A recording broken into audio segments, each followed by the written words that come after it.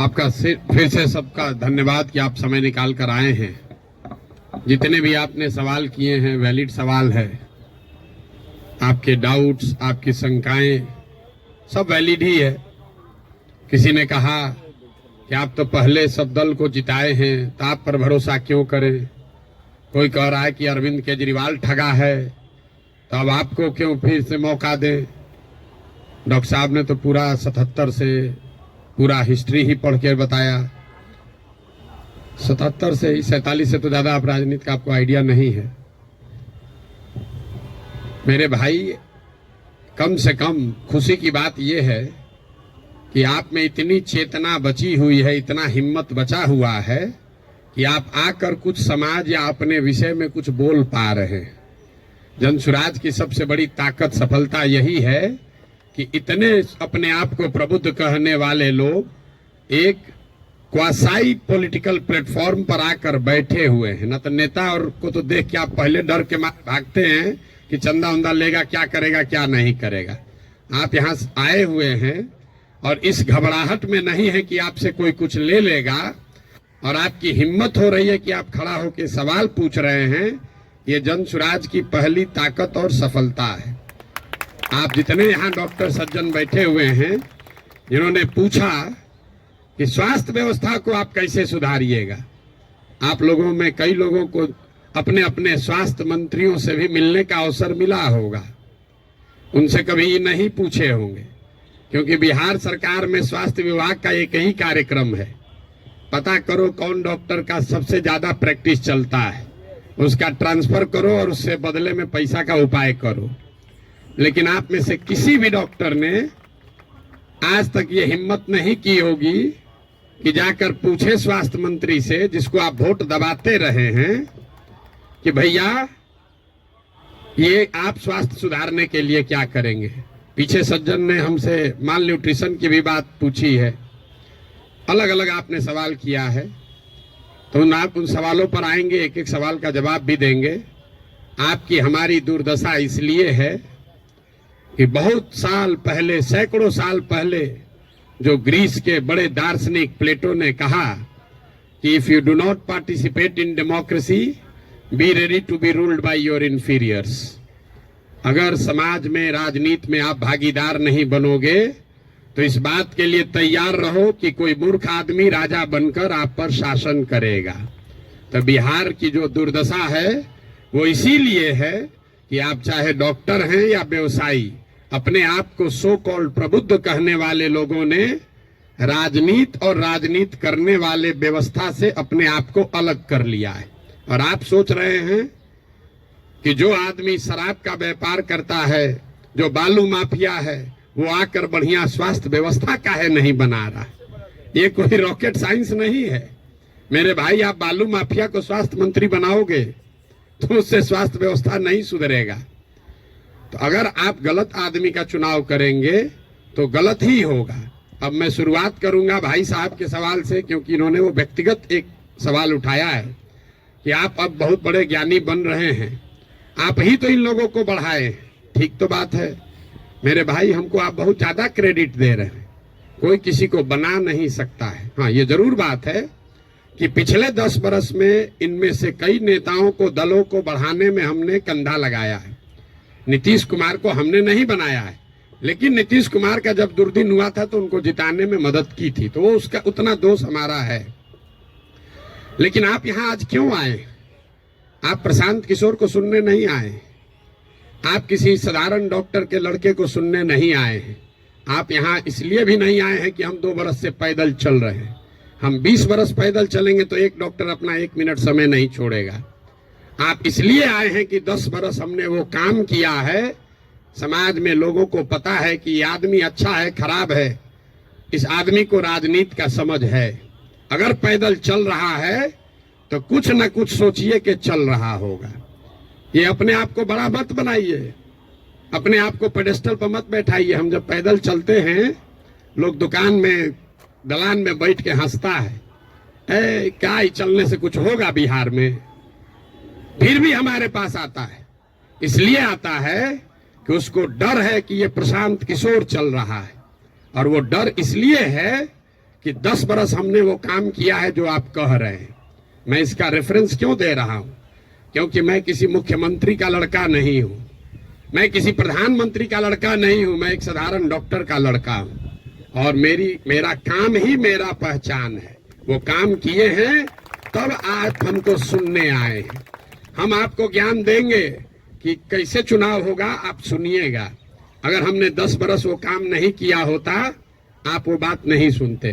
लेकिन लालू यादव का लड़का, राजीव गांधी का लड़का अगर आकर आपको ज्ञान दे तो चाहे जीवन में एक भी चुनाव न जीता हो, आप उसकी बात को खूब गौर से सुनिएगा, क्योंकि वो बड़े बाप का लड़का है। तो ये आप बात समझिए कि हमने उनको बनाया नहीं है, और अगर बनाया है तो उसको सुधारने का भी जिम्मा हम ही लेकर चल रहे हैं। आप कुछ नहीं कर रहे हैं। आप पहले भी कमेंट्री कर रहे थे, अभी भी कमेंट्री कर रहे हैं। किसी ने कहा आप पर भरोसा कैसे करें? आप पढ़े लिखे व्यक्ति हैं, अपने आप को प्रबुद्ध बताते हैं। आपसे ज्यादा तो गांव वाले जानते हैं जनसुराज के बारे में। 2 बरस से हम गांव गांव में घूमकर हमारे वोकल कॉर्ड में गांठ पड़ गया। ये बताते बताते कभी जीवन में हमने किसी से वोट नहीं मांगा। हम लोगों को यही बता रहे हैं कि हम पर भरोसा मत करो, किसी दल पर भरोसा मत करो, अपने बच्चों के लिए जगो, वोट अपने बच्चों के लिए दो। गांव वाले को बता रहे हैं, उसको समझ में आ रहा है, लेकिन यहाँ के आदमी को समझ में नहीं आएगा। और आप उससे बेहतर नहीं हैं। ये पढ़े लिखे लोगों को भ्रम है कि हम लोग बड़ा अच्छा है। बिहार का दुर्दशा इसलिए है कि यहाँ का लोग पढ़ा लिखा नहीं है। तो 2-3 ये जो राजनीति का भ्रम है वो आपको दूर कर देते हैं। बहुत लोगों को लगता है कि जो पढ़ा लिखा नहीं है इसलिए बिहार का दुर्दशा है। इस भ्रम को बिल्कुल दिमाग से हटा दीजिए। जितनी गलती पढ़े लिखे लोग कर रहे हैं उससे कम गलती अनपढ़ लोग कर रहे हैं। जितनी अगर जाति की बात ले लीजिए, हिंदू मुसलमान की बात ले लीजिए, भ्रष्टाचार की बात ले लीजिए, तो पटना में जितने लोगों को आप जिता रहे हैं, पीछे के लोग तो फिर भी उलट पलट रहे हैं। पटना का विधायक पिछले 20-20 बरस से चुनाव नहीं हारे हैं लोग। और पटना की क्या दुर्दशा है आप लोगों को पता है। तो पढ़ा लिखा वोटर कहीं इस बात का प्रमाण नहीं है। जब देश आजाद हुआ तो इस देश में कुल 18% लोग साक्षर थे, 82% लोग निरक्षर थे। 82% इलिटरेट समाज ने गांधी को अपना नेता बनाया, अंबेडकर को, नेहरू को, पटेल को, बोस को चुना। आज पेपर पे बिहार में 77% लोग पढ़े लिखे हैं, और आपने पिछले 30 बरस में किसको नेता बनाया है ये आपको हमको बेहतर पता है। इस बात का प्रमाण नहीं है कि पढ़ाई लिखाई से आप अच्छा वोटर बन जाएंगे। मनमोहन सिंह जी देश में जीवन में सिर्फ एक ही बार चुनाव लड़े, दक्षिण दिल्ली से चुनाव लड़े, और बीजेपी के एक साधारण कार्यकर्ता से चुनाव हार गए। बीजेपी के एक साधारण कार्यकर्ता ने मनमोहन सिंह जैसे बड़े इकोनॉमिस्ट को चुनाव हरा दिया।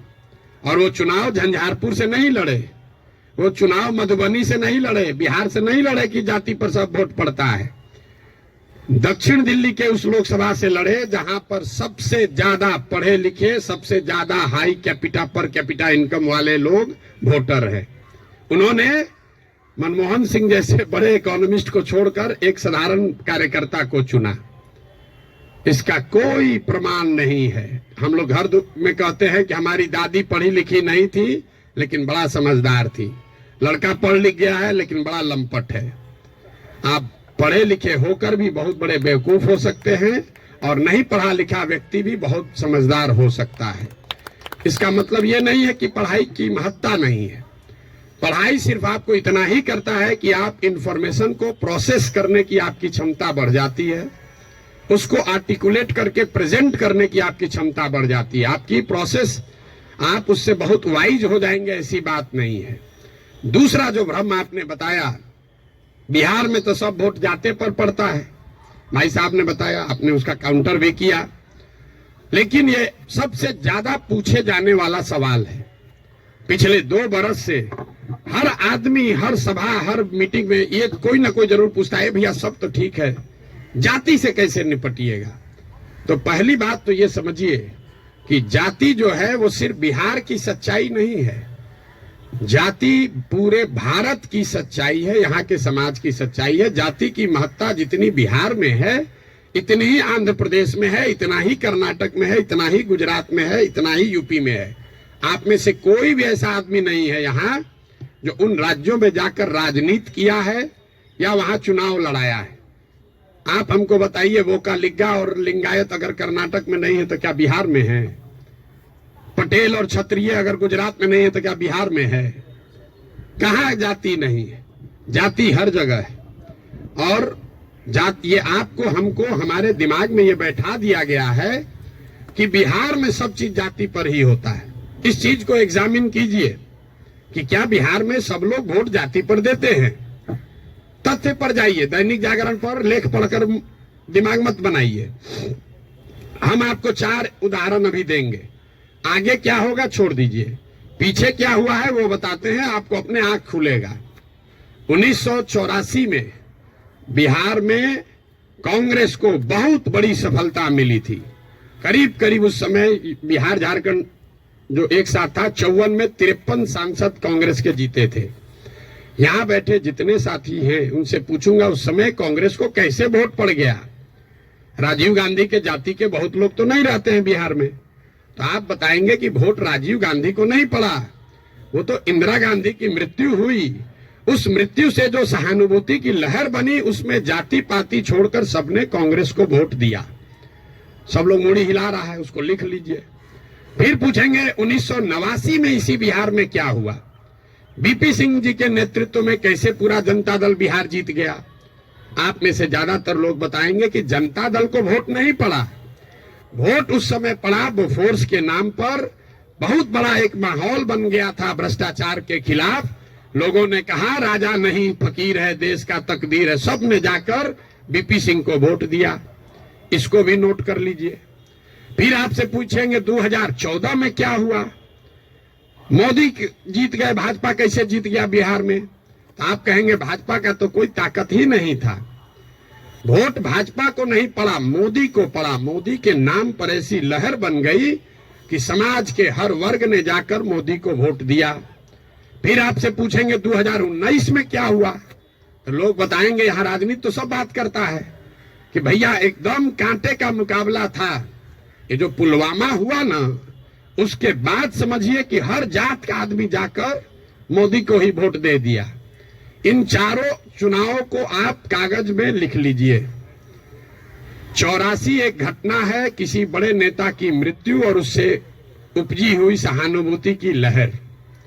89 एक विषय है, भ्रष्टाचार, बोफोर्स और उससे बनी हुई लहर। 2014 में एक व्यक्ति है मोदी, जिसके प्रभाव की लहर। और 2019 पुलवामा राष्ट्रवाद की लहर। ये आपको क्या बताता है? अगर कोई व्यक्ति, अगर कोई विषय, अगर कोई घटना, अगर कोई विचारधारा समाज के इमेजिनेशन को कैप्चर कर ले, तो समाज में ये ताकत है कि वो जातियों से ऊपर उठकर वोट करता रहा है। आगे करेगा कि नहीं छोड़ दीजिए, करता रहा है। फिर भी आपको लग रहा है कि ना भैया यहाँ तो जातीय पर होता है, आप क्या एग्जाम्पल दे रहे हैं? तो हम आपको बता रहे हैं आपको क्यों लगता है। हमने कई चुनावों का उदाहरण आपको नहीं दिया, 4 ही का दिए।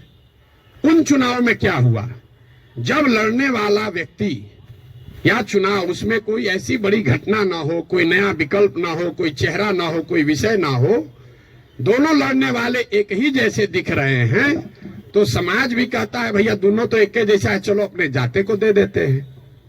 तो ज्यादातर समय जो चुनाव हुआ है पिछले 30-40 वर्षों में, वो कोई डिफरेंशिएटर नहीं रहा है। तो जिसको मीडिया कहता है लहर वाला चुनाव नहीं है। अब आप कहिएगा तो लोकसभा का चुनाव का एग्जाम्पल दिए हैं, विधानसभा में ऐसा नहीं होगा। विधानसभा का एग्जाम्पल देख लीजिए। 2010 में नीतीश कुमार और भाजपा इसी बिहार में 206 विधानसभा जीतकर सरकार बनाए। उस समय नीतीश और भाजपा के गठबंधन में मोदी जी नहीं थे, मोदी जी का नाम इतना बड़ा नहीं था, अमित शाह नहीं थे, भाजपा की इतनी ताकत नहीं थी। उनके सामने उनका मुकाबला था लालू जी के गठबंधन से, जिसमें लालू जी थे, कांग्रेस थी और रामविलास पासवान जी थे। लालू जी की ताकत आज के तेजस्वी यादव से तो निश्चित तौर पर ज्यादा थी 2009 में। रामविलास जी की ताकत उनके लड़के से ज्यादा थी, और कांग्रेस भी उस समय 2009 में देश में सत्ता में थी। इसके बावजूद 2010 के चुनाव में एनडीए को, नीतीश और भाजपा को 206 सीट आया। वही गठबंधन जब वो 2020 में लड़े तो इस बार भाजपा के साथ मोदी भी हैं, अमित शाह भी हैं, देश में भाजपा की ताकत बढ़ी भी है। दूसरे साइड एनडीए में अब लालू जी के जगह तेजस्वी जी आ गए थे। रामविलास जी का दल तो उस गठबंधन में था ही नहीं, और कांग्रेस की भी ताकत कमी हुई। लेकिन एनडीए गठबंधन को 125 सीट भी मिलने में दम निकल गया। क्यों? क्या एनडीए को वोट देने वाले सारे जाति के लोग बिहार छोड़कर चले गए? नहीं, ऐसा इसलिए हुआ कि 2005 से लेकर 2009 की जो पहली सरकार नीतीश की चली थी, समाज का हर वर्ग ये समझता था कि नहीं, इसमें कुछ न कुछ काम हुआ है। तो जातीय समीकरण भी था और काम भी था, तो 206 सीट आया। लेकिन उसी बिहार में जब नीतीश का काम खराब हुआ तो उसी एनडीए गठबंधन को 125 सीट आया। आपको लोकसभा का उदाहरण दिया, विधानसभा का उदाहरण दिया, अब आपको मुखिया का उदाहरण दे देते। पिछले बार मुखिया के चुनाव में बिहार में 80% मुखिया चुनाव हार गया है, 80%, और वार्ड सदस्य करीब करीब 95%। सब लोग अपने जाति से जीत कर आए थे। कैसे हार गए चुनाव?